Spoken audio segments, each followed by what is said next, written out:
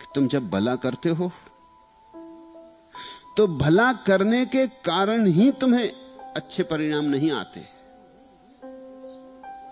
तुम भला करते हो, इससे परमात्मा, इससे छिपी हुई जगत की बुद्धिमत्ता तुम्हारे साथ भला करती।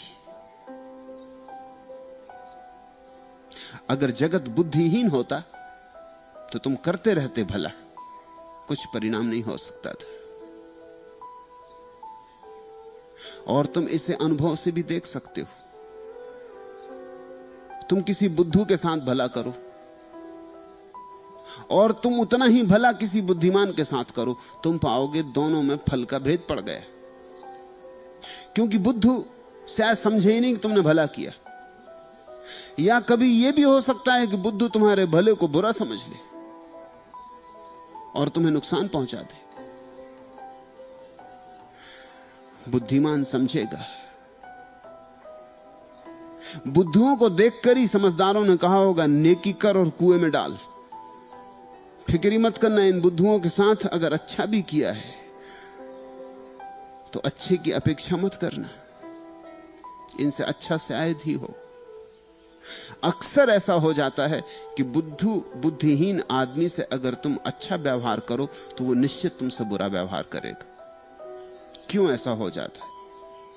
तुम जब अच्छा व्यवहार करते हो किसी बुद्धिहीन से तो उसके अहंकार को चोट लगती है। अच्छा, तो तुम बड़े अच्छे होने की कोशिश कर रहे हो, तो तुमने अपने को समझा क्या है? बड़े साधु होना प्रमाणित कर रहे हो। वो तुम्हारी साधुता को बिखेरने के लिए उत्सुक हो जाएगा, वो तुम्हें नीचा दिखाने को उत्सुक हो जाएगा।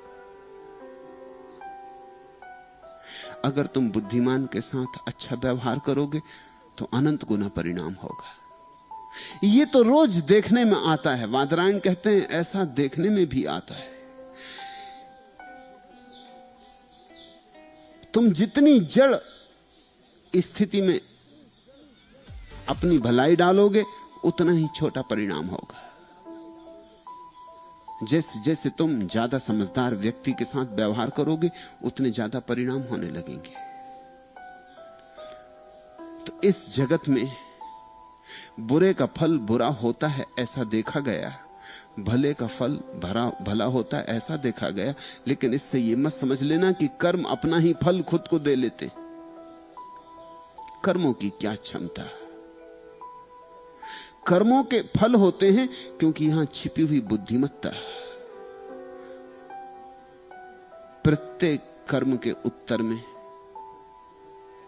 संवेदित होती,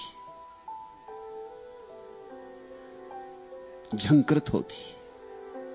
वही झंकार तुम तक आती, शुभ की तरह या अशुभ की तरह।